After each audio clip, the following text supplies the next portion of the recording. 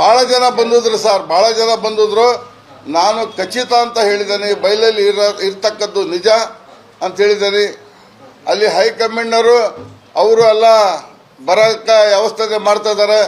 ಆದರೆ ನಮ್ಮ ಸಮಾಜದಲ್ಲಿ ಅಲ್ಪಸಂಖ್ಯಾತರಿಗೆ, ಹಿಂದುಳಿದ ಜನಕ್ಕೆ ಮುಂಚೆ ಅವ್ರು ಮನವೊಲಿಸ್ಲಿ, ಆಮೇಲೆ ನನಗೆ ಮನವೊಲಿಸ್ಲಿ ಅಂತಕ್ಕದ್ದು ನಾನು ಮಾತು ಹೇಳೋಕ್ಕೆ ಇಷ್ಟಪಡ್ತೇನೆ ಸರ್.